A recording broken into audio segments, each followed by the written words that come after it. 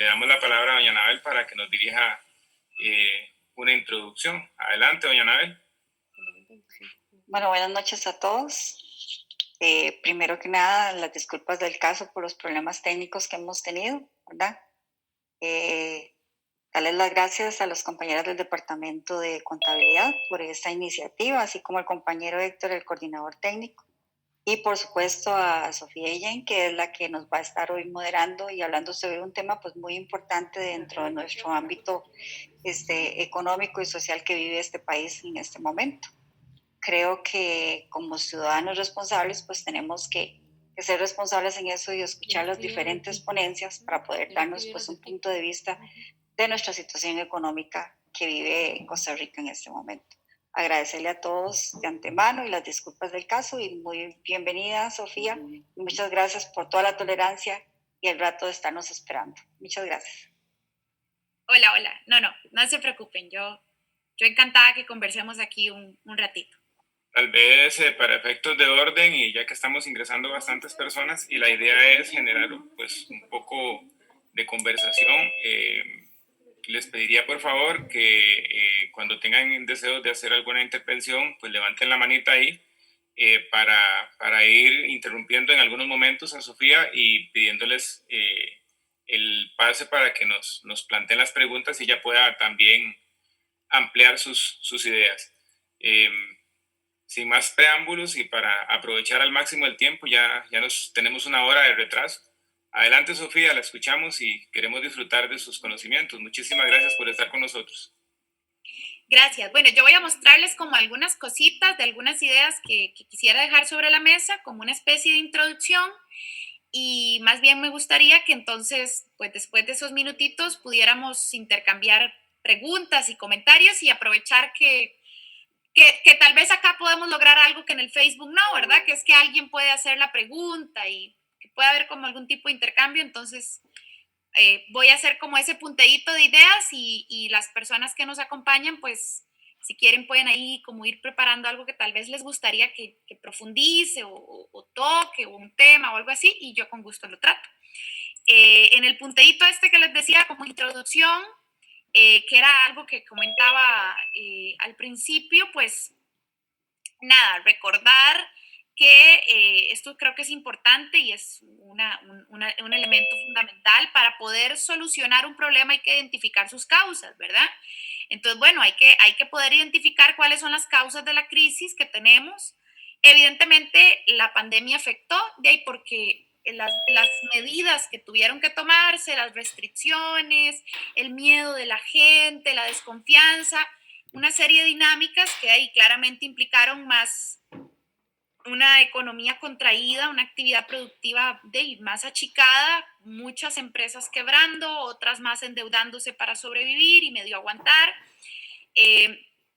Obviamente, entre más desempleo hay y menos empresas existen, pues de ahí menos impuestos se recaudan, ¿verdad? Porque si vos sos una empresa que ahora quebró, que ya no pagas impuestos. Si sos un empleado que ahora está desempleado, ya no pagas impuestos. Entonces, la pandemia implicó menos impuestos, menos ingresos tributarios para el gobierno central y más presión sobre programas sociales y programas de salud, ¿verdad?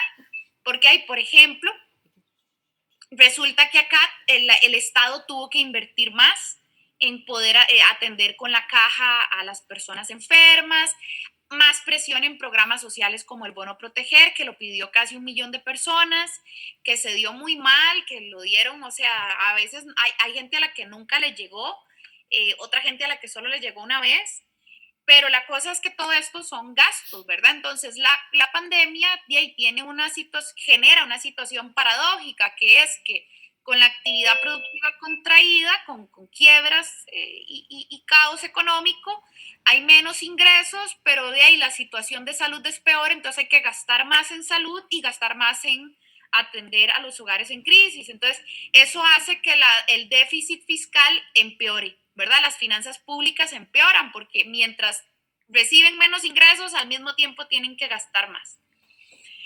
Pero aunque eso es como lo que ocurrió aquí en este momento y en este, digamos, es un elemento coyuntural, temporal, Lo cierto es que hay algunos problemas estructurales que la pandemia empeoró, pero los problemas estructurales no son nuevos, ¿verdad?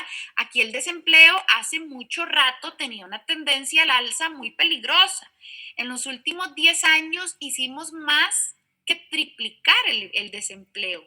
En el 2007 el desempleo era de 4.6% y ahora, en el 2019, antes de la pandemia, cerramos con 12%. Y ahora con la pandemia, 24.4%.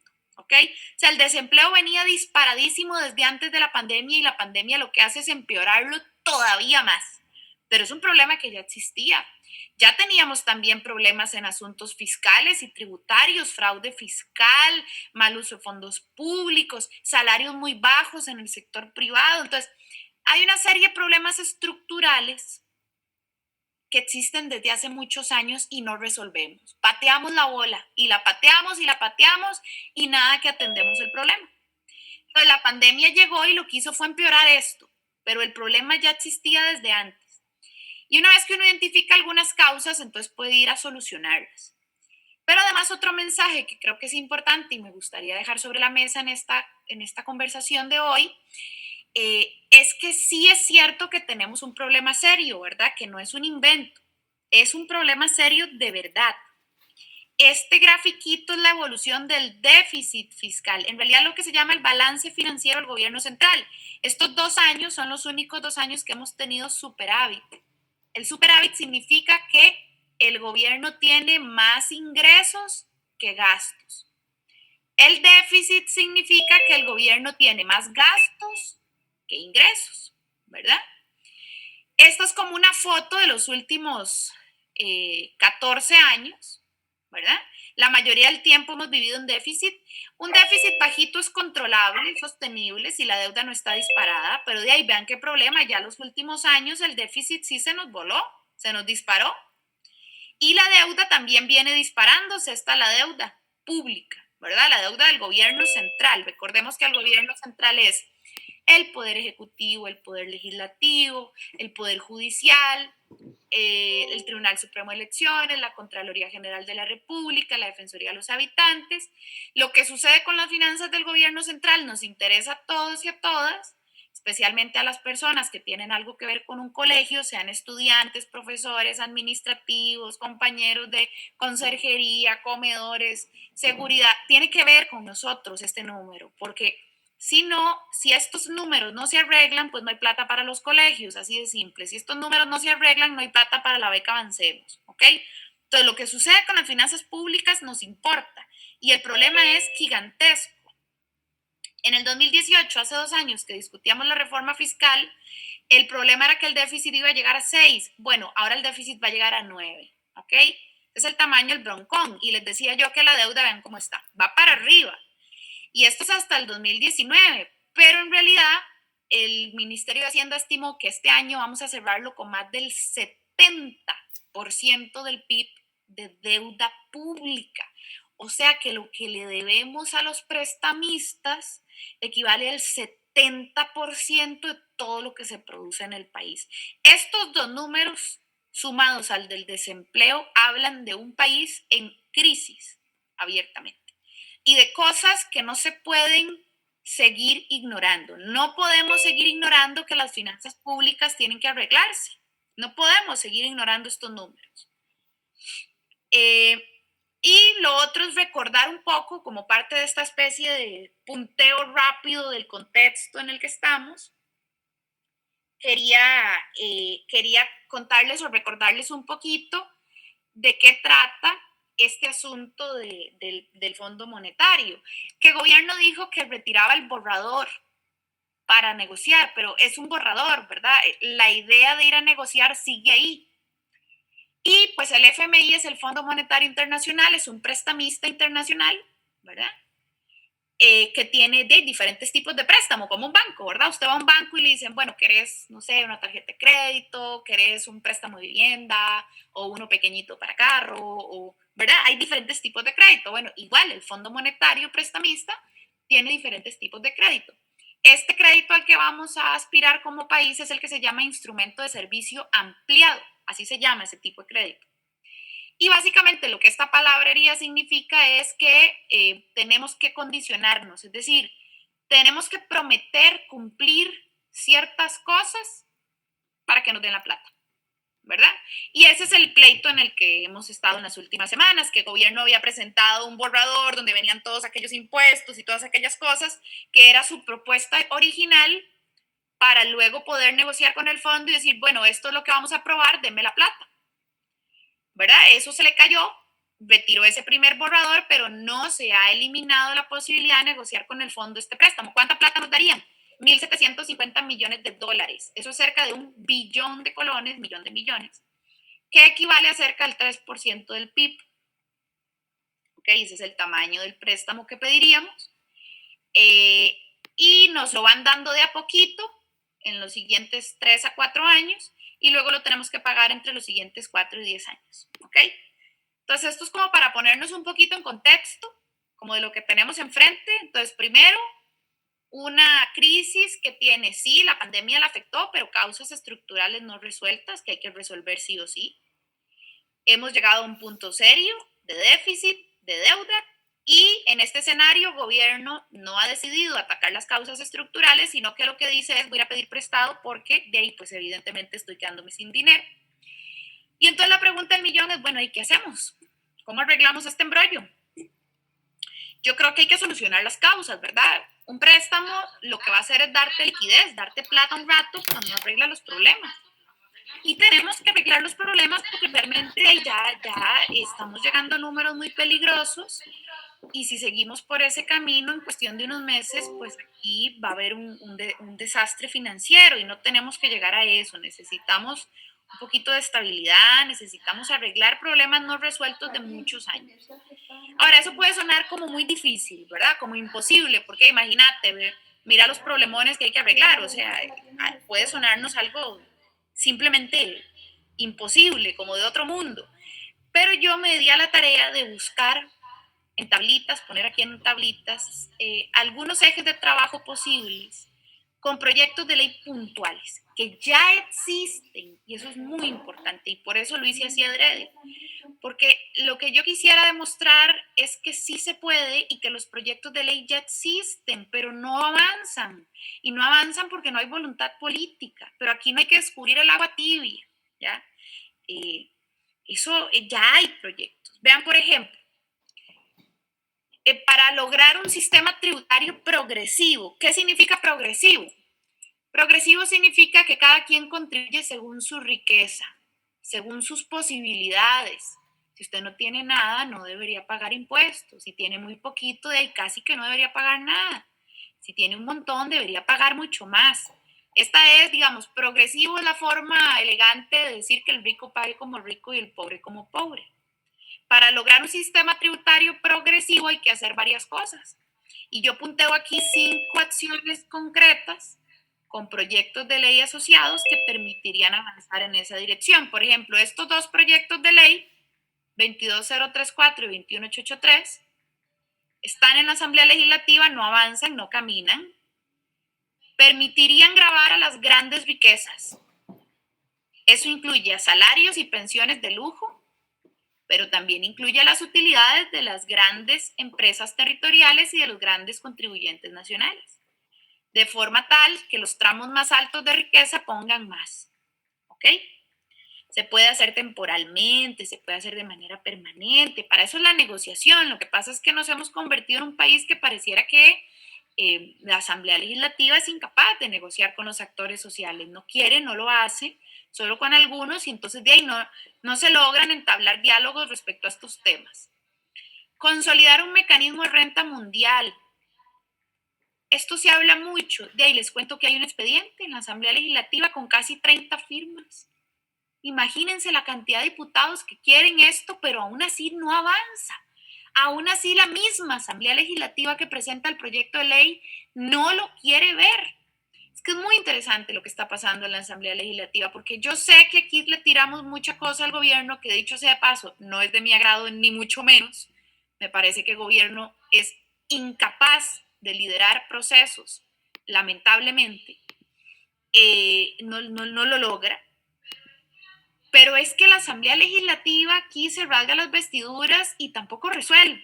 Vamos, que es que aquí hay proyectos de ley puntuales para avanzar en cosas concretas, en grabar herencias de lujo, en conseguir renta mundial, en que las grandes riquezas, salarios, pensiones de lujo, pero también grandes riquezas de utilidades puedan aportar.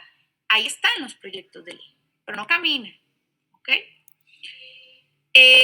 5 acciones concretas para combatir el fraude fiscal. Miren aquí 4 expedientes legislativos. Ahí están 4 proyectos de ley en la Asamblea Legislativa para avanzar en el combate al fraude fiscal.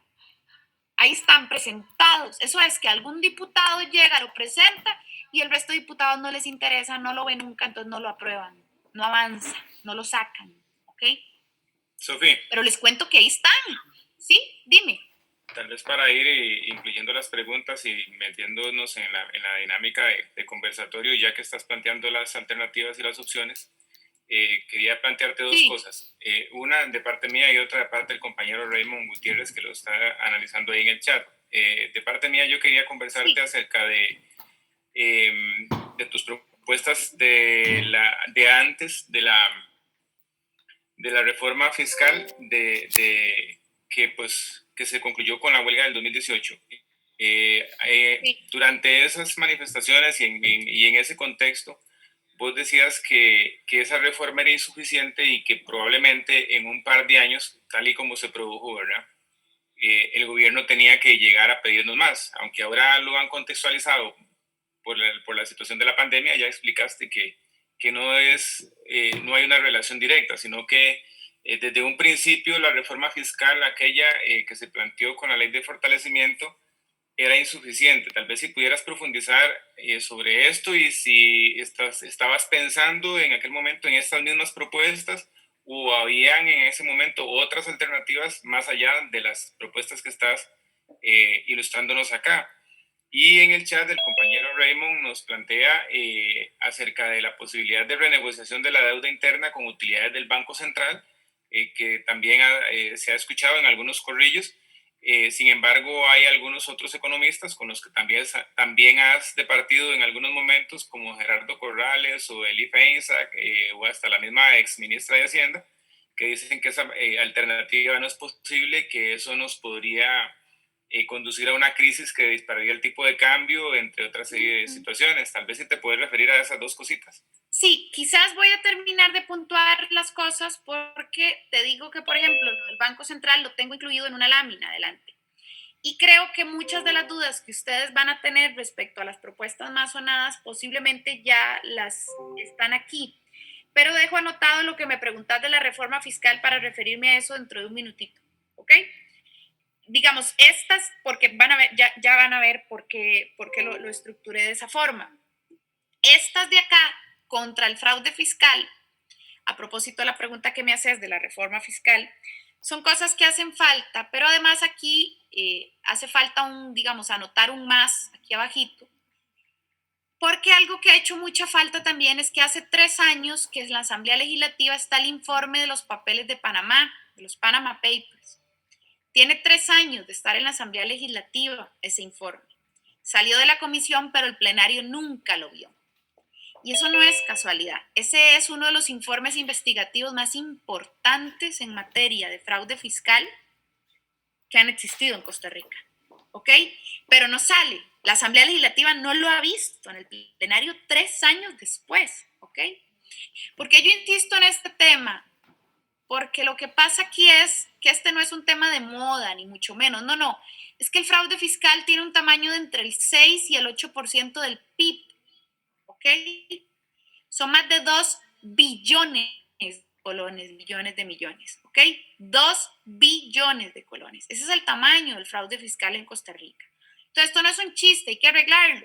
Vos me preguntabas que con la reforma fiscal, bueno, en la reforma fiscal se aprobó esto, norma de subcapitalización, pero resulta que de las poquísimas cosas que metieron contra el fraude fiscal en la reforma fiscal fue esta norma de subcapitalización, pero la metieron con digamos, un parrafito que decía que la administración tributaria se la podía brincar si quería en ciertos casos. De ahí, entonces como si no existiera. Porque entonces lo que hiciste fue permitirle a la Hacienda decir cuándo quiere aplicarle y cuándo no. Por eso es que aquí está este expediente. para corregir la norma de subcapitalización que fue aprobada con portillos en la reforma fiscal, ¿ok? Porque de las poquísimas cosas útiles que traía, era una norma de subcapitalización y entonces, ¿qué hicieron? La debilitaron. Es que la reforma fiscal que aprobaron no atacó las causas estructurales del problema. Es decir, aquí el fraude fiscal no se arregla con un par de accioncitas, no. Requiere de este conjunto de acciones, y vean que yo pongo aquí varias acciones requeridas porque desde la propia administración tributaria tiene que priorizarse esto. Hacienda tiene que definir el fraude fiscal como una prioridad. Eso no puede seguir pasando en Hacienda. Las redes de poder que lo permiten no pueden seguir ocurriendo. Y el informe de los Panama Papers es el que evidencia y refleja esas redes de poder. Y por eso ese informe no ha avanzado. Por eso es que ese informe no ha avanzado. Ahora, la reforma fiscal no arreglaba el problema, a propósito de la pregunta que me haces, no arreglaba las causas estructurales, ¿verdad? No volvía el sistema tributario progresivo, no. De hecho, aumentó la regresividad relativa del sistema tributario. Cuando vos grabas el IVA de la canasta básica, ¿verdad? O los medicamentos, estás aumentando la regresividad del sistema, no lo estás haciendo más progresivo. Y tampoco solucionó estructuralmente el fraude fiscal. La pandemia lo que hizo fue magnificar, profundizar, aumentar problemas que ya teníamos. No es que la pandemia no importó. Claro, la pandemia causó un impacto fuertísimo. El asunto es que la pandemia empeoró cosas que ya teníamos, problemas que ya teníamos. Y les cuento que dentro de esta lista de propuestas potenciales o de cosas que podrían hacer la Asamblea Legislativa ya, en vez de estar hueveando, ahí tienen proyectos de ley, por ejemplo, para evitar que se aplique el IVA a la canasta básica, para que al Banco Central no solo le ocupe la inflación, sino también el pleno empleo, para que se aplique una moratoria nueva, bien hecha, para créditos personales, sobre todo para microempresas, porque es que las microempresas suelen pedir como crédito personal, además, para que no se lucre aquí con los medicamentos, ¿ok? Más en media pandemia, para garantizar que realmente la educación privada en las universidades privadas tampoco se abuse con tarifas en esta crisis. Entonces, todos son proyectos de ley, todos podrían estar avanzando, pero no avanzan porque la Asamblea Legislativa no quiere. Y otros puntos más son el de combatir la corrupción. Y ya con esto, después de esta lámina, paso a la del Banco Central, antes de que se me olvide anotarla.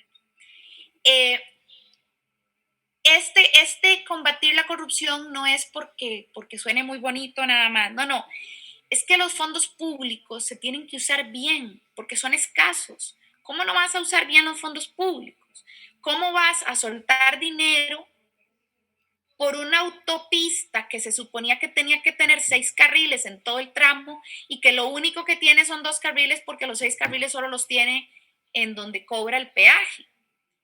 ¿Ya? Y que además cuando la entregaron, al rato tuvo que ir el MOP a arreglarla porque las laderas se caían. No, es que los fondos públicos no se pueden usar así. Aquí hay que revisar los procesos de licitación pública, hay que revisar los montos de alquileres vulgares de esos edificios enormes que se le pagan, por ejemplo, a Nuria Raventós, que es la esposa de Santi.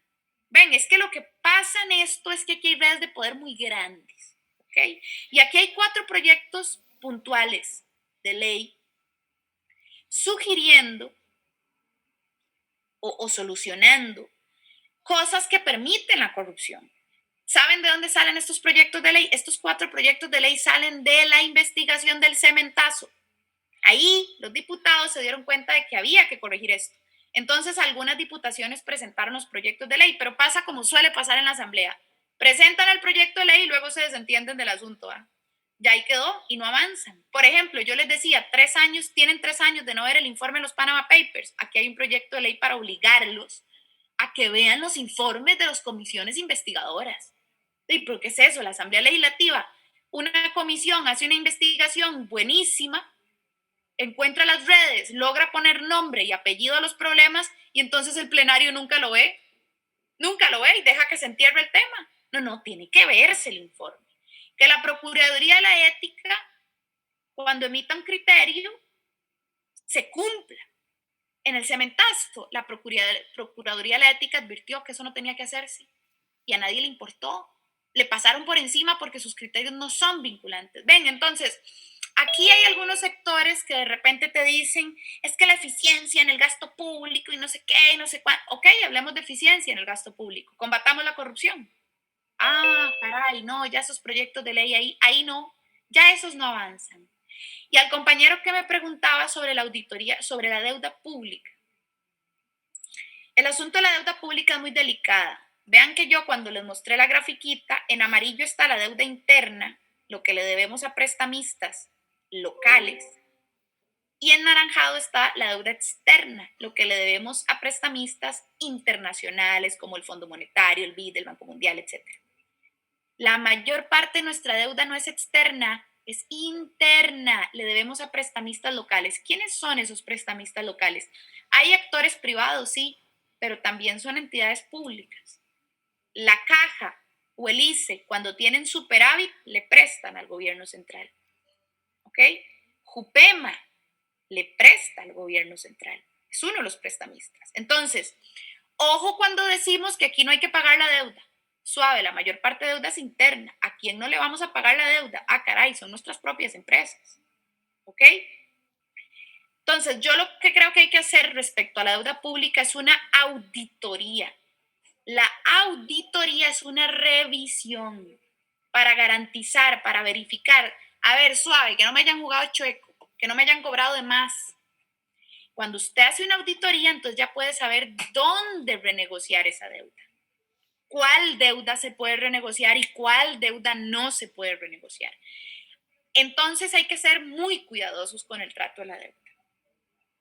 Hay que revisarla al detalle para asegurarnos de que no nos estén jugando chueco, pero no podemos lanzarnos a de una vez hacer algo sin tener plena claridad de dónde es que realmente se puede renegociar y dónde no. Y la última cosita que les decía yo, que también está en la pregunta que me hacían del Banco Central, es esta. Efectivamente, se ha hablado sobre la posibilidad que el Banco Central asuma o no asuma una parte. Lo primero que hay que recordar es qué son las reservas. Esa plata que dicen que tiene el Banco Central, ¿qué es? Son dólares, euros, yuanes, títulos, puede estar en forma de títulos y de otros activos, ¿ok? Que le pertenecen al Banco Central. Se derivan de intercambio con el mundo. Entonces, ¿qué pasa? ¿Se puede usar todo ese dinero el Banco Central? No, ese dinero no se puede usar todo. Ese dinero se necesita para intervenir el tipo de cambio, por ejemplo. Cuando el Banco Central ve que el tipo de cambio es muy alto o muy bajo, puede, si quiere, usar las reservas monetarias para estabilizar el tipo de cambio. Entonces, no se pueden usar todas las reservas monetarias en comprarle deuda al gobierno central. Hay que tener cuidado con eso. Pero sí se puede usar una parte. El gobierno y Hacienda han querido burlarse diciendo que los sindicatos y varios sectores de este país y los educadores y que a quien se le ocurra decir esto es un ignorante y que no sabe nada de economía y que esto va a quebrar al país. Bueno, si uno dijera que hay que usar todas las reservas, yo les acepto ese argumento, pero aquí no se está diciendo eso. La Universidad Nacional ha recomendado que se use un máximo del 20% de esas reservas. ¿Ok? Eso es, y yo coincido con esa recomendación de la Universidad Nacional. Un máximo del 20% de las reservas sí se puede. Sí se puede. ¿Ok? Y con eso podrían comprar bonos del gobierno y alivianar un poquito la necesidad de irle a pedir prestado al fondo. Pero ojo, ojo con un detalle. Esto es para garantizar un poquito de plata para seguir caminando, pero esto no resuelve los problemas, ¿verdad? Eso hay que tenerlo claro. Esto no resuelve el fraude, no resuelve la regresividad, no resuelve el mal uso de fondos públicos, no resuelve la crisis del sistema productivo. Esto es para dar un poquito de aire, ¿ok? Liquidez para que el gobierno pueda, el Estado pueda seguir operando unos meses, pero aquí como sociedad realmente tenemos que solucionar los problemas. Ahora, yo creo que el Banco Central ya debería de haber hecho esto para que no tuviéramos que irle a pedir prestado al Fondo Monetario o pedirle muy poquito, mucho menos de lo que le estamos pidiendo. Y por aquello de que alguien todavía no lo haya yo convencido de esto último, les cuento que la prueba irrefutable de que esto se puede hacer es esta que les voy a mostrar. Banco Central. Vamos a ver. Esta que les voy a mostrar es la prueba de que sí se puede usar esa plata. Porque es que el Banco Central es muy vivillo. Dice que no se puede, pero después sí la usa, pero en otra cosa. El Banco Central hace un mes agarró una parte de esas reservas que dice que no se pueden usar nada, nadita, y se las dio a la banca comercial. ¿Ok? Se la dio a la banca comercial. Entonces agarró 700.000 millones de colones y se lo pasó a todos los bancos y a la Bacredomatic y al Banco de Costa Rica y al Banco Nacional para que prestaran.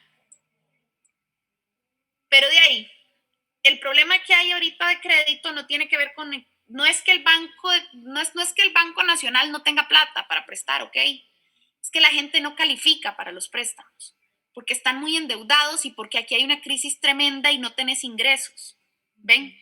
Entonces, esto es un sinsentido, que el Banco Central le regale, porque se lo dio a una tasa de interés ridícula, a los bancos comerciales esta plata, para que hagan créditos, es absurdo porque los bancos ya tienen plata para dar créditos. El problema no es que no tengan plata para dar créditos, que la gente no califica para el crédito, que no es lo mismo. Ven, podía el Banco Central haber usado este dinero y mejor inyectárselo al gobierno central de la República para que no tuviera que pedir prestado más a nivel internacional y le diera chance de tomar las acciones que aquí se tienen que tomar, claro, que para eso se ocuparía voluntad política de parte de la Asamblea Legislativa y el gobierno.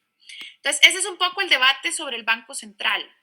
Sí se puede usar una parte de las reservas, pero no todas. Y ellos ya de hecho lo hicieron, solo que no comprando bonos, sino colocándola en los bancos comerciales. Y de fondo es una discusión hasta ideológica a veces, ¿ok? Porque es un banco muy ortodoxo, que el Banco Central nuestro tiene la lógica de los bancos centrales de hace 40 años, que es que hay que dejar hacer al mercado, porque el mercado todo lo puede y ellos nunca tienen que intervenir. Y ese asunto ya ni la Reserva Federal de los Estados Unidos se la cree, ¿verdad? En el 2008-2009, en la crisis estadounidense, la Reserva Federal inyectó dinero, ¿ok? La Reserva Federal de los Estados Unidos tiene el pleno empleo como objetivo principal junto a la inflación. El nuestro todavía no, nuestro Banco Central todavía no lo logra, no lo hace. Entonces, esa perspectiva ideológica a la que sigue pegada nuestro Banco Central ya fue superada hasta en los Estados Unidos, que es de donde provenía la idea. Ya ni ahí usan eso así.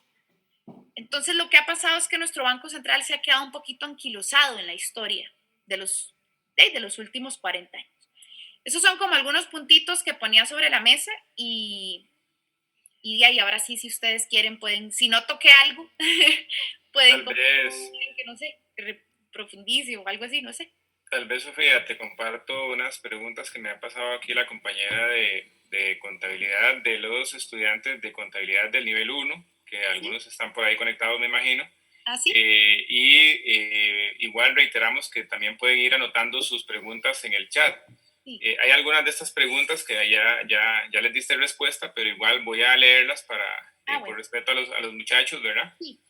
La primera dice, ¿cuáles son las alternativas que existen para atender la crisis fiscal sin golpear a los sectores pobres y medios? Que creo que ya pues has planteado los diferentes proyectos que habrían en la Asamblea Legislativa y algunas otras posibilidades de reacción. La segunda dice, ¿por qué hay sectores empresariales y económicamente poderosos que piden no más impuestos? Tal vez si te puedes referir brevemente a eso. Ok. Bueno, sobre la primera pregunta de alternativas para la crisis, es el conjunto de cosas que acabo de comentarles un poquito, tiene que ver con el hecho de que el Banco Central tome una parte de sus reservas y la pase para que no necesitemos todo este crédito externo. Simultáneamente se requiere que la Asamblea Legislativa apruebe una serie de proyectos de ley que ya existen, que no hay que descubrir el agua tibia, para combatir el fraude fiscal, para garantizar el buen uso de los fondos públicos y para pedirle una contribución temporal a las riquezas, a las altas riquezas. Que las altas riquezas no somos ni las personas trabajadoras ni las MIPYMES, ¿verdad? Las micro, pequeñas y medianas empresas ya no aguantan más impuestos. No, yo no estoy hablándoles de esos sectores. Cuando yo digo grandes riquezas, yo les estoy hablando de la Standard Fruit Company a la que le regalamos una amnistía tributaria en la última reforma fiscal, ¿ok? Estoy hablándoles de las megacorporaciones que durante 40 años han recibido todos los privilegios del mundo sin que nadie cuestione eso. De esos sectores es de los que estoy hablando. Y alguien podría decirme, pero dan empleo. Sí, las cooperativas también dan empleo. También dan empleo y sin embargo el gobierno estaba dispuesto a gravar las cooperativas. ¿Ya? Entonces, aquí lo que hay de fondo es una disputa muy diferente, que los sectores más ricos no quieren poner un poquito más en un momento de crisis. Y si no ponen un poquito más, si nosotros no logramos que este tipo de problemas se resuelvan, aquí van a terminar aumentando el IVA al 16%. Okay, ya lo anunció la exministra de Hacienda, Rocío Aguilar, hace un mes salió en las noticias diciendo, caray, nos equivocamos en la reforma fiscal, debemos haber subido el IVA, no dejarlo en 13, sino haberlo subido un poco más. Okay, ellos van por ahí. Si nosotros no logramos que las grandes riquezas aporten, si no corregimos el fraude fiscal, si no garantizamos el buen uso de los fondos públicos, si no logramos impulsar a los sectores productivos locales, si no logramos proteger a la familia, si no corregimos los problemas, ellos para salir de la crisis lo que van a hacer es venir a clavarnos un IVA del 16% y van a empezar a desmantelar el Estado Social de Derecho porque eso es a lo que le apuestan. Entonces, ese es el momento en el que estamos. Por eso es tan complicado.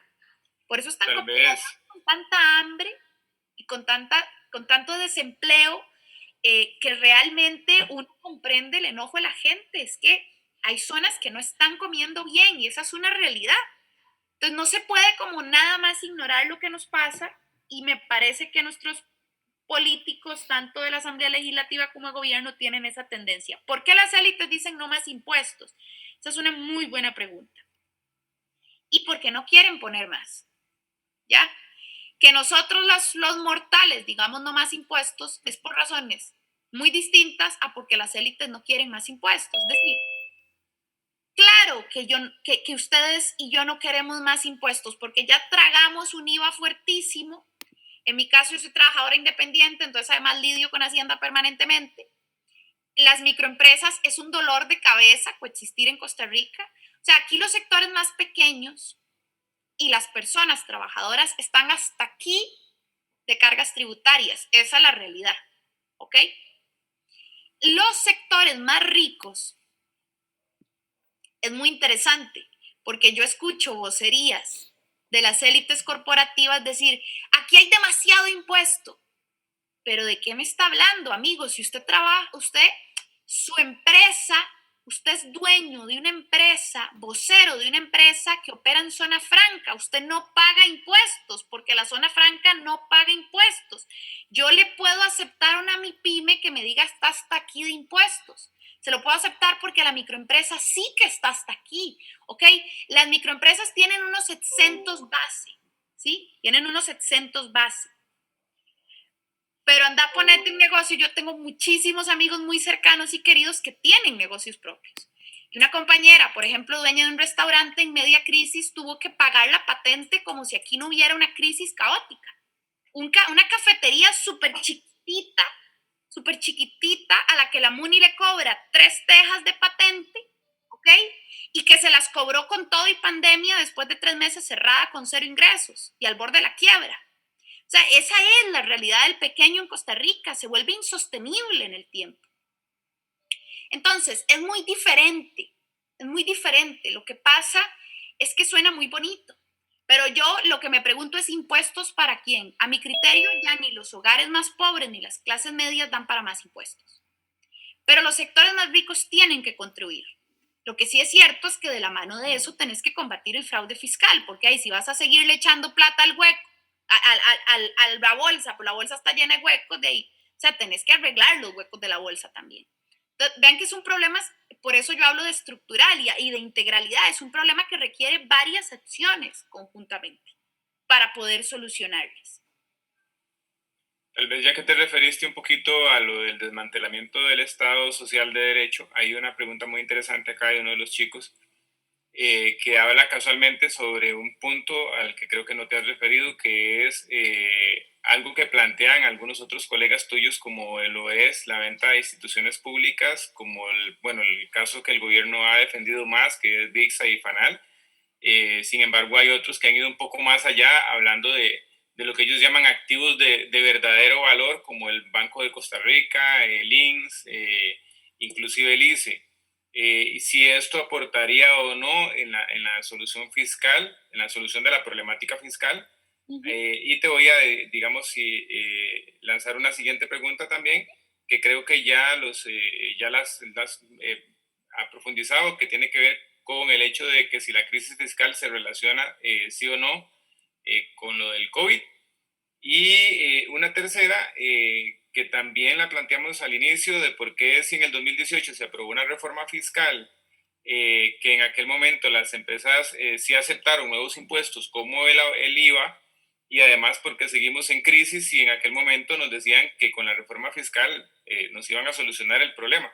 Bueno, igual con lo del TLC nos decían que íbamos a tener BMW ahorita hasta esta fecha, ¿verdad?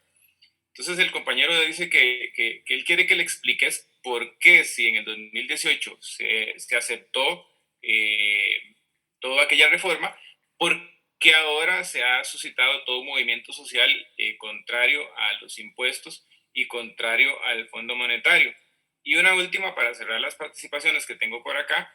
Eh, ¿Cómo equilibrar la propuesta que estás planteando de más impuestos en algunos de los casos que propusiste inicialmente? Si ahorita los movimientos sociales tienen como estandarte de lucha no al FMI y no a más impuestos. Esas serían las que tengo acá de los chicos que nos enviaron del primer nivel de contabilidad. Y también hay una en el chat acerca de las condiciones que le pide el FMI a Costa Rica para poder prestarle. Ok, condiciones que pide FMI. Bueno, voy a ir de atrás hacia adelante en las preguntas, porque la primera es la más densa, que es la de vender empresas. ¿Cuáles son las condiciones que pide el FMI? El FMI no pide condiciones explícitas formalmente. Puede ser que con llamada telefónica le diga a Carlos, mira, Carlos, quiero que esto y esto, pero formalmente no pide, ¿ok? Sino que es el país el que tiene que acordar un pliegue de cosas y llevárselas al Fondo Monetario y el Fondo Monetario ver si acepta, si le parecen serias o no, ¿ok? Así es como funciona en la formalidad. Ahora, todas estas son muy buenas preguntas. Por ejemplo, esta pregunta de por qué, cómo lograr progresividad si los movimientos sociales tienen el estandarte de no más impuestos. Es una muy buena pregunta. Yo creo que la consigna de no más impuestos es un error. Lo que hay que exigir es justicia tributaria. ¿Impuestos para quién? Es que los más ricos sí tienen que poner. Es que el fraude fiscal tiene que arreglarse. Yo creo que a nosotros nos han vendido algunas ideas, como decirnos que las pensiones de lujo tienen que eliminarse y con eso se arregla el problema. No, las pensiones de lujo y los salarios de lujo tienen que aportar por ética. O sea, es una cosa de ética. Y tenés que poner más, de progresividad. El que más tiene que poner más. Pero no creamos que volándonos las pensiones de lujo se arregló el problema de un 9% del PIB. Es que un 9% del PIB son 3 billones de colones, millones de millones, ¿ok? Y ese es el tamaño del hueco que tenemos, 3 billones de colones. Entonces, eso no se arregla con una cosita o con otro chunchito, no, eso es un problema estructural de años que se tiene que arreglar haciendo lo que hay que hacer, ¿ok? Que son ese montón de carambadas que estábamos hablando hace un ratito.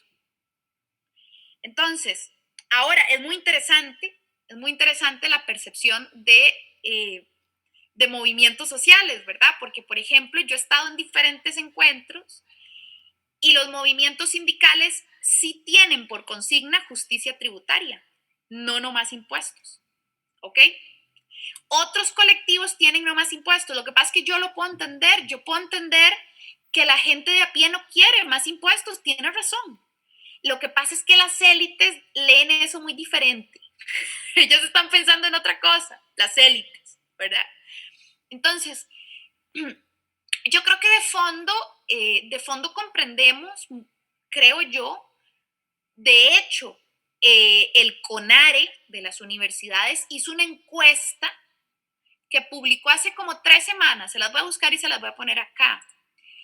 Y esa encuesta del CONARE, vamos a ver, no vender empresas, encuesta CONARE, aquí está. Es muy interesante porque habla de que el tico tiene algo de sensatez. Vean, les voy a poner el link aquí en el Zoom. Y esta es la noticia, encuesta CONARE. Ahí les puse en el link de Zoom por si alguien quiere verlo, pero en todo caso voy a proyectarla aquí. El CONARE hizo un estudio sobre diferentes cosas en medio de esta crisis y de este caos. La mayoría de gente perdió sus ingresos, ¿verdad? Eso es innegable. O sea, se ha disminuido su ingreso total. Vean qué interesante lo que encuentran. ¿Qué se me hizo? Bla, bla, bla. Este es el que quiero mostrarles. Lo voy a hacer más grande para que se vea. Vean qué interesante lo que encuentran. La mayoría de personas considera efectivo elevar los impuestos a personas y empresas que más ganan. Esta es la consigna de justicia tributaria, que el rico pague como el rico. Es esto. Y el costarricense, en su mayoría, de alguna forma lo entiende inconscientemente. Entonces, cuando yo veo algunas consignas de no más impuestos, de gente de a pie, de gente de, ¿verdad? De gente de nosotros, ¿ok? Yo la entiendo, porque lo que está pensando es, claro, no más impuestos para los hogares más pobres ni la clase media.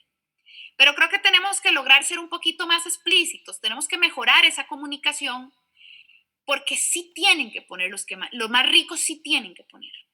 ¿Ok?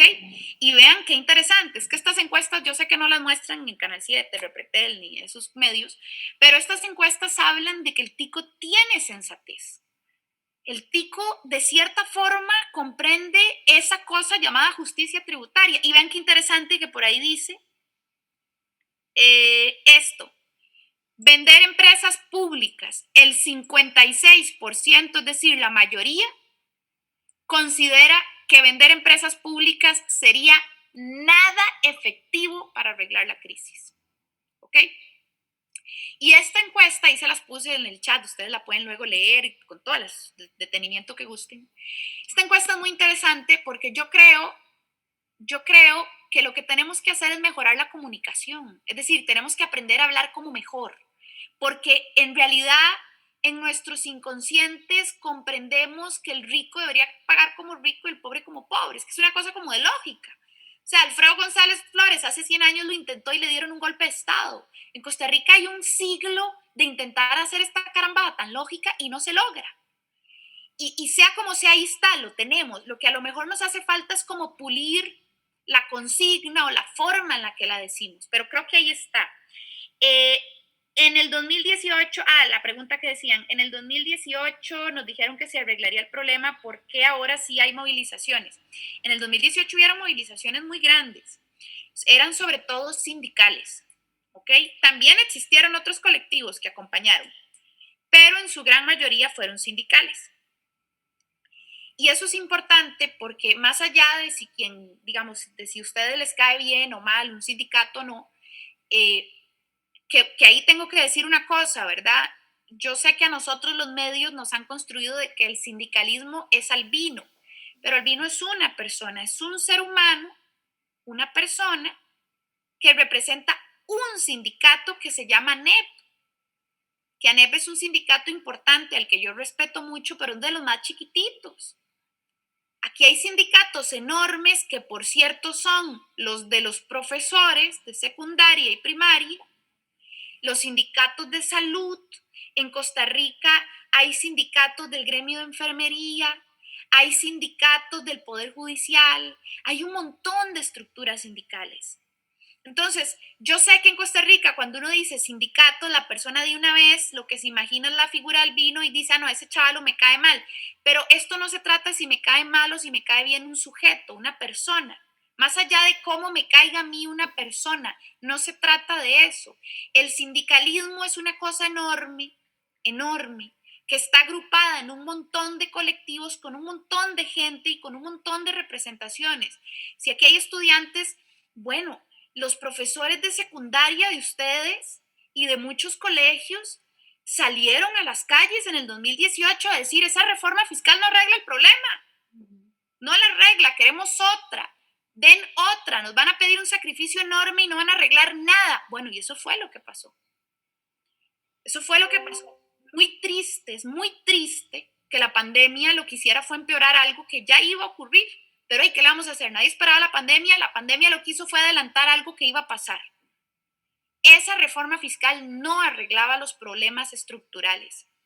Y eso fue lo que los profesores salieron a decir a las calles. Vean, no graben la canasta básica. Eso fue lo que salieron a decir sus profesores hace 2 años. Eso no va a arreglar nada. Combatan el fraude fiscal. Bueno, no se hizo. Y aquí estamos en el 2020, además con una pandemia encima que nadie se esperaba, ya con no un 6% de déficit, sino con un 9%. Y eso es a lo que hemos llegado porque no se arregló el problema. Ahora hay que arreglarlo.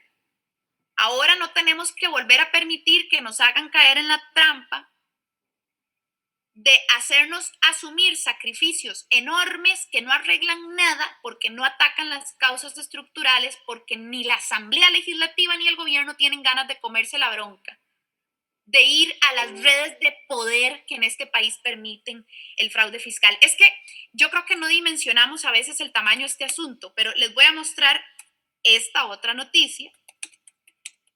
Se le puso rostro a la evasión. Para que veamos de qué estamos hablando, porque es que esa carajada no se resuelve en este país. Aquí está. Ahí está. Este es un muy buen reportaje. Salió en medio del debate de la reforma fiscal de hace 2 años, cuando los sindicatos y otros sectores decían, vean, combatan el fraude fiscal, esa reforma fiscal no sirve para nada. Bueno, este es un muy buen reportaje que hizo el semanario que se llama Cuando resultó posible ponerle rostro a la evasión. Y este articulito, que también se los voy a dejar en el chat por si quieren leer básicamente un muy buen chisme sobre fraude fiscal, trae unos nombrecillos muy interesantes. Vean qué interesantes los nombrecillos que aparecen aquí. De repente te sale, este es el de los Panama Papers, que no sé si ustedes recuerdan que fue un escándalo mundial en el 2016 de redes de fraude fiscal en todo el mundo. Vamos a ver qué se me hizo. Grupo Nación. Okay, es que vean los nombres que empiezan a aparecer aquí cuando ustedes ya revisan de qué trata la carajada de esa llamada fraude fiscal. Grupo Nación. El jueves 13 de noviembre del 2014, el Grupo Nación envió un hecho relevante a la Superintendencia de Valores en el cual informó haber llegado a un acuerdo con el Ministerio de Hacienda por un pago de 2.277 millones de colones, que se compensaría con otro pago en febrero del 2005 por 909 millones de colones para un total de 3.181 millones de colones a cambio de poner fin a una controversia sobre una presunta defraudación fiscal. Vean, cuando ustedes pagan esto, es porque el tamaño de la deuda es quién sabe cuánto, ¿ok? Esto fue lo que el Grupo Nación pagó para ya salir del proceso legal en el que Hacienda lo había puesto por presunta defraudación fiscal, ¿ok? Esto es lo que pagó, o sea que debía quién sabe cuánto, debe haber debido 10 veces esa carambada. Ese es el tamaño. Vayan ustedes como mortales a deberle un peso al Ministerio de Hacienda, ¿ok? Un peso. Estos chavalos de estos grupos llegan a unas deudas absurdas y después concilian, es decir, llegan a un trato pagando esto que comparado con la deuda ha de ser un porcentaje mínimo porque de eso se trata la conciliación, ¿ok? Este es el tamaño de las irresponsabilidades a las que llegan aquí algunos entes en asunto fiscal. Caso Televisora de Costa Rica, Teletica, ¿ok? ¿Cuánto pagó Teletica? 3.724 millones en impuestos, multas e intereses, pagando una reparación integral del daño. Esta compañía sí reconoció haber defraudado al fisco, al menos durante los periodos fiscales de los años 2004 y 2005, por unos 400 millones de colones. Les voy a dejar la nota para que ustedes la lean completa, pero mi intención cuando yo les muestro a ustedes esto es que dimensionemos por qué en este país el fraude fiscal no se arregla. Y es que aquí, para arreglar el fraude fiscal, tenés que tener el carácter de aprobar cosas que a grupos muy poderosos no les van a gustar. Es un tema político, es un tema de voluntades. Entonces, claro que la gente se indigna cuando te dicen, mira, sí, te vamos a grabar la canasta básica. Ey, pero suave, van a combatir el fraude fiscal, van a impedir que vuelva a evadir esta empresa. No, eso ahorita no, todavía no. No, vos pagá el IVA en la canasta básica. Eso es lo que nos está pasando desde hace muchos años y es lo que sucedió hace 2 años con la reforma fiscal. Alguien me pregunta si la crisis fiscal es culpa del COVID. Era lo que yo comentaba un poquito al principio. La pandemia empeoró problemas que ya existían. El desempleo en Costa Rica ya era un problema antes de la pandemia, el déficit fiscal ya era un problema antes de la pandemia. Lo que hizo la pandemia fue empeorarlos, ¿ok? Los dinamitó, los magnificó, los aumentó. De hecho, por ejemplo, Román Macaya, el presidente ejecutivo de la Caja, dijo que el deterioro financiero de la Caja se adelantó 30 años con la pandemia, ¿sí? Entonces, la pandemia lo que hizo fue adelantar deterioros y procesos que ya existían y los adelantó, los trajo al ya, al hoy. Por eso es que tenemos este broncón encima, porque aquí lo que tenemos es una cantidad de problemas no resueltos que la pandemia aumentó, explotó, adelantó. Y la última preguntita que tengo acá, que era la primera y es la más densa, por eso la dejé para el final, tiene que ver con vender empresas públicas. Siempre que a mí me dicen, o siempre que me preguntan, pues, si vender empresas públicas, yo pregunto, ¿cuál? ¿Cuál empresa pública vendemos? Y entonces ahí es en donde uno, cuando se va caso por caso, descubre algunas cosillas. Por ejemplo, veamos algunos casos. Vamos a irnos a esta. Querían vender Fanal. Veamos qué significa vender Fanal. ¿Ok? Listo. Bueno, Fanal, ¿verdad? Fue creada bajo el mandato de Juan Rafael Mara Porras. Su antecesor se llamaba Fábrica Nacional de Aguardientes. Y Fanal es la que financia el Consejo Nacional de la Producción. Si usted cierra Fanal, cierra el CNP. Si usted vende Fanal, cierra el CNP. Que mire, que es que el CNP está lleno de problemas, sí. O sea, aquí no vamos a ponernos a negar lo innegable. El CNP tiene que mejorar. Es cierto, vos hablas con un productor agrícola y te dice, mira, el CNP se atrasa en los pagos a sus proveedores. ¿Ok? Entonces, el CNP hay que mejorarlo. Pero si vos vendés Fanal, no lo vas a mejorar, lo vas a cerrar, porque le estás quitando su fuente de financiamiento. Fanal además aporta entre 11.000 y 15.000 millones de colones en impuestos por año. ¿Ok? Paga impuestos. Alguien podría decirme, es que las empresas públicas gastan y crean un problema. No, las empresas públicas generan ingresos al gobierno central.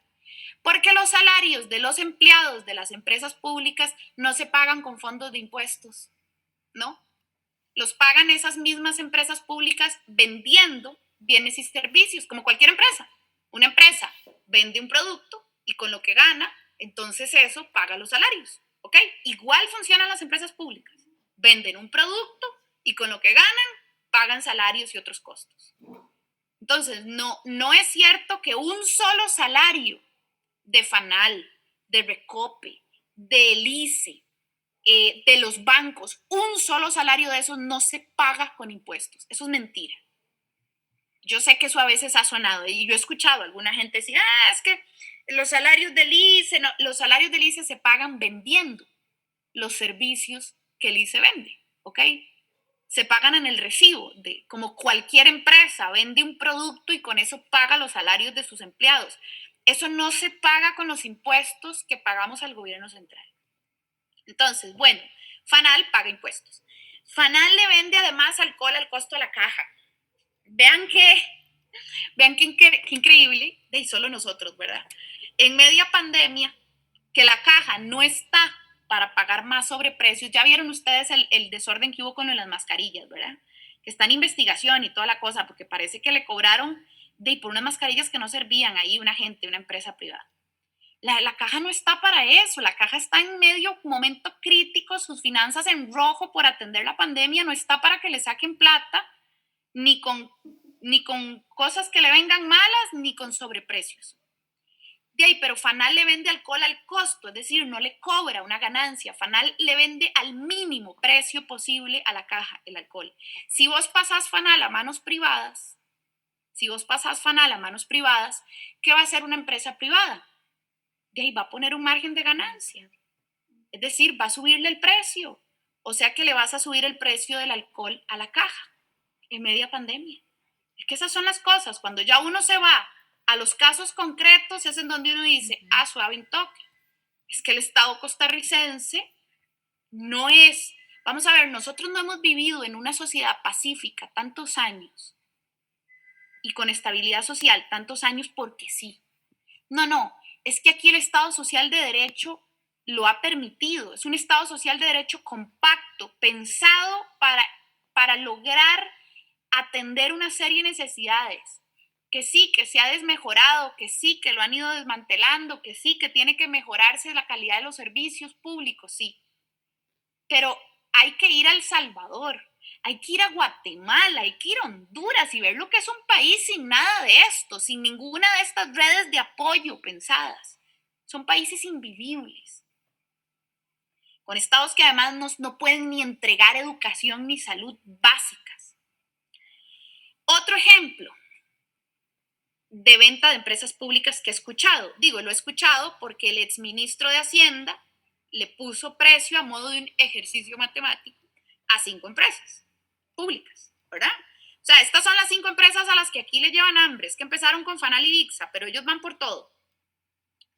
Veamos el caso Recope. Hay otro mito, decir que si uno vende Recope el precio de la gasolina baja.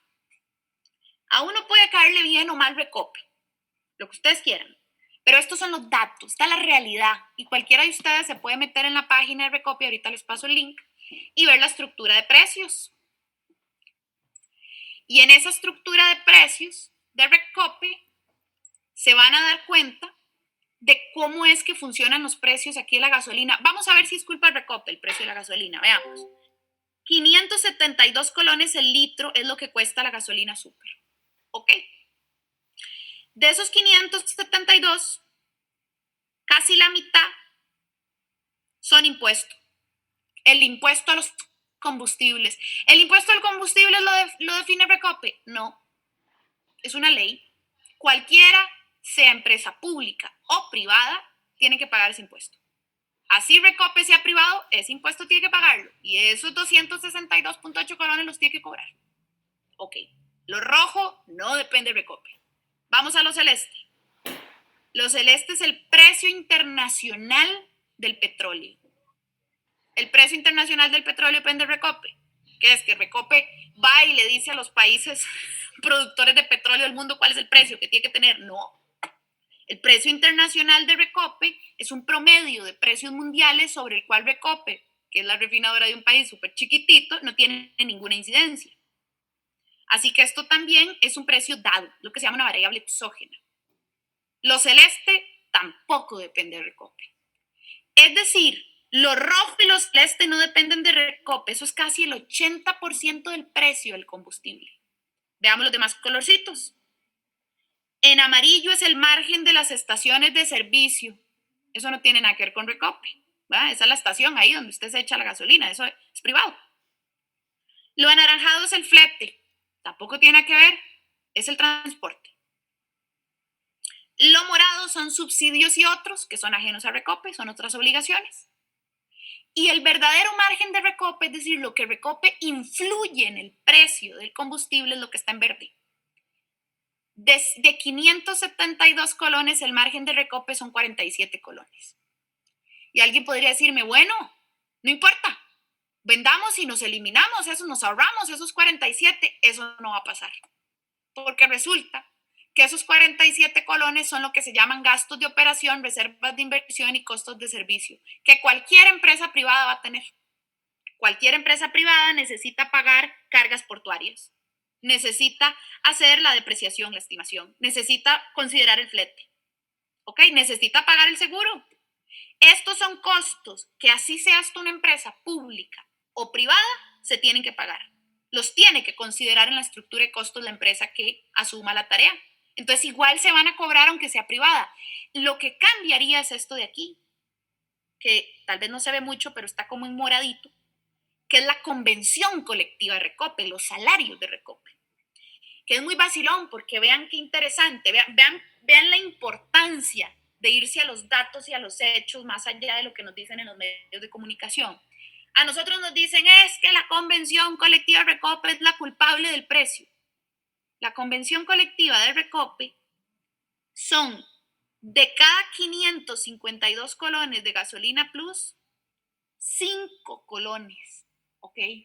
5.4 es el 0.9% del precio. Eso es la convención. 0.9% del precio. Entonces, ojo, que no nos mientan, que si se vende Recope los precios no van a bajar. Eso es mentira. Si usted elimina la convención colectiva pasándolo a manos privadas, vas a eliminar un 0.9% del precio. Y no creamos que esto se queda así. No, es que una empresa privada tiene algo llamado margen de utilidad. Y ese margen de utilidad, Recope opera al costo. Entonces resulta que su propósito no es el de lucro.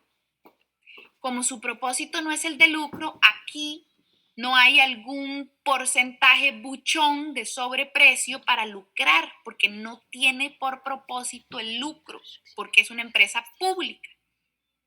Si usted manda esto a manos privadas, usted va a tener propósito de lucro. Entonces, nada le asegura que aquí no se va a sumar un porcentaje de margen de ganancia. Ven lo importante. Yo sé todos los prejuicios, yo sé las críticas, yo sé que las empresas públicas tienen que mejorar. Está clarísimo que no son, o sea, evidentemente están repletas de defectos que tienen que solucionarse. El asunto es que cuando nos venden la idea de que vendiendo la empresa pública se arregla el mundo, nos están mintiendo.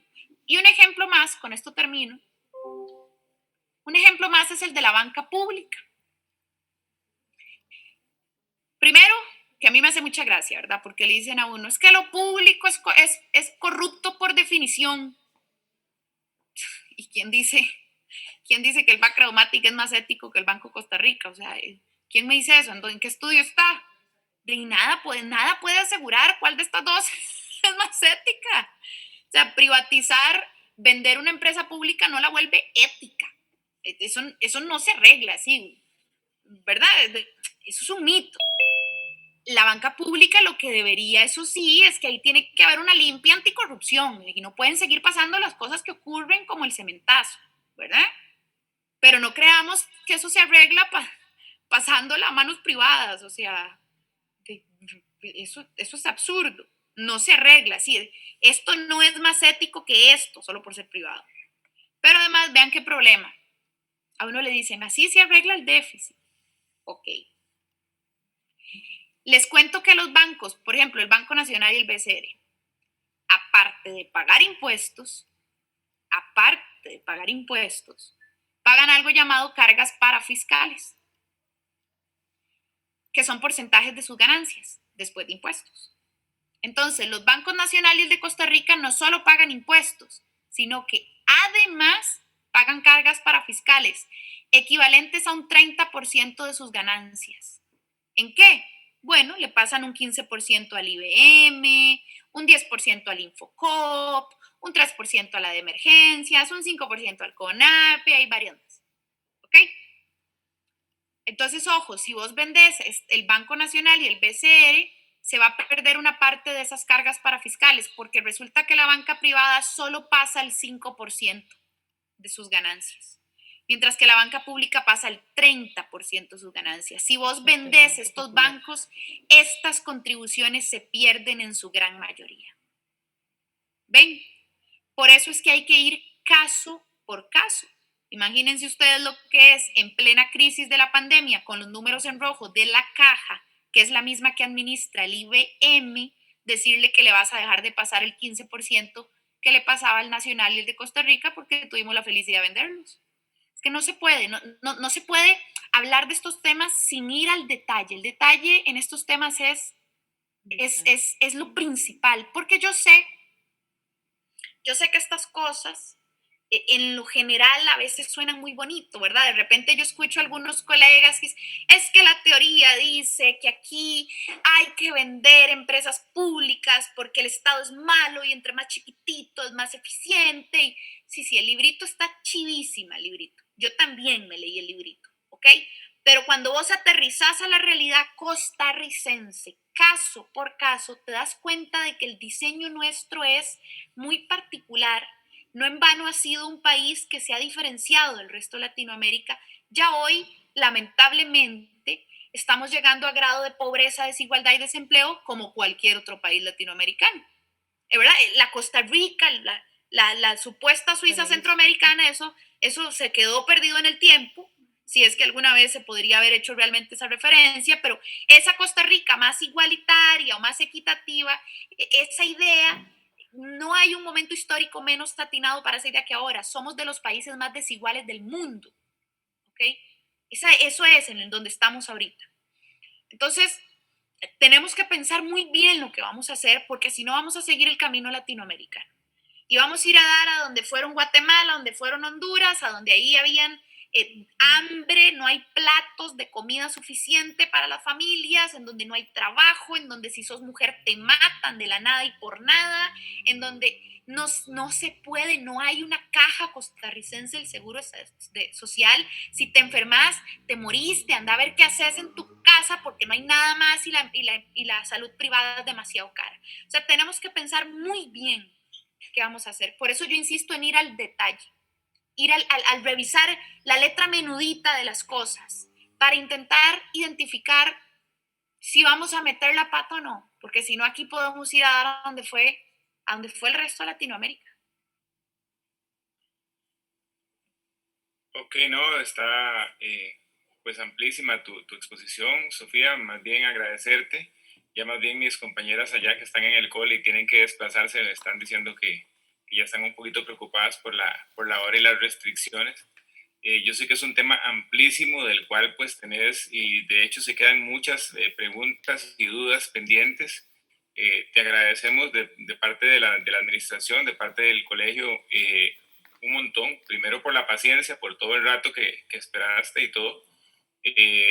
Creo y espero que si esta es la primera ocasión, por lo menos yo es la primera y tengo el placer de conocerte acá, y esperamos que no sea la última, esperamos que nos acompañes otras veces y ojalá ya cuando volvamos a la presencialidad, pues de antemano invitarte a nuestra institución para que puedas visitarla y también compartir con nuestros estudiantes.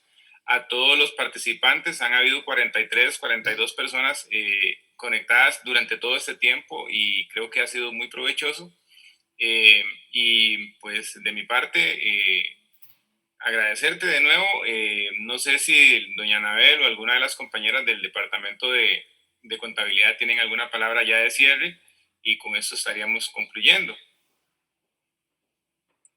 Creo que pueden ser las compañeras del departamento, que algunas puedan hacer el cierre.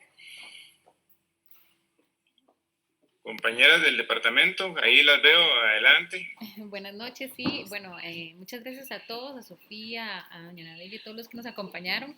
Estamos acá, pues, con toda la logística y todas las ganas, ¿verdad?, de escuchar a Sofía, porque es un tema que, como lo dijo doña Anabel, en este momento nos surge conocer. Es algo que nos ha traído muchos conflictos, muchas preocupaciones, y pues es por eso que decidimos pues aportar el granito de arena para que las personas que nos acompañaron hoy pudieran adquirir ese conocimiento que Sofía nos dio. Y gracias, de verdad, por la espera, por todos los contratiempos que tuvimos, y ojalá que les haya sido de mucho provecho a todos. Fue hecho con mucho cariño y gracias por el espacio a la directora, ¿verdad?, por habernos permitido estar aquí. No sé si las compañeras quieren decir algo. Sofía, de verdad que es un gusto volverte a tener en el cole. En la sección diurna no se ha tenido, pero tuvimos el placer el año pasado de tenerte. Muchísimas gracias, de verdad que sí. Esperamos volver a contar contigo, como dijo Héctor, y gracias por toda la colaboración, de verdad. Igual a doña Anabel por el espacio. Hola, ¿cómo están? Hola, hola. Saludos. Bueno, primeramente, Sofía, muchas gracias de verdad por toda esa educación financiera que nos ha ayudado y nos ha apoyado en el nocturno, como dicen las compañeras. Esperamos que sigan habiendo temas pues buenos, ¿verdad? Y en los próximos años nos sigas acompañando o sigas acompañando al colegio. Muchas gracias a don Héctor que nos ayudó, doña Anabel, y muchas gracias por la paciencia y a todos los que participaron. Demasiadas gracias. Muy buenos comentarios de parte de todos. Bueno, muy agradecida yo con la invitación. Espero que tengan una muy bonita noche. Ahí les puse un link sobre Recopi, el último de los precios, por si lo quieren ver. Buenas noches. Y pues ahí en el último comentario del chat ya le estaban proponiendo que ojalá se postule para un puesto de esos de decisión en algún momento, que lo considere. Usted está muy joven y sería una muy buena oportunidad y necesitamos gente que no esté tan comprometida, ¿verdad? En estos puestos de decisión para ver si las cosas cambian. El panorama realmente no es alentador, sabemos que no es alentador, sabemos que no era esta una charla de optimismo, pero creo que lo has hecho súper bien. Y de nuevo agradecerte, igual desearles a todos una feliz noche al Departamento de Contabilidad, tanto de la sección diurna como nocturna. Muchísimas gracias por este espacio y también por la confianza y por haberme invitado. Y pues desearles una feliz noche a todos. Sí, muy agradecida. Okay. Buenas noches, igual que mis compañeras, agradecerle a Sofía por participar en esta charla, por darnos tantas explicaciones, porque a veces uno tiene muchas dudas y creo que fue bastante amplia la explicación. Igual agradecerle a todos los participantes y a todos los compañeros que nos colaboraron. Listo, muchísimas gracias, de verdad que sí. Ahí en una, cuando la pandemia nos deje, pues nos veremos. Bien, buenas noches entonces a todos. Chao, chao. Hasta luego. Buenas noches.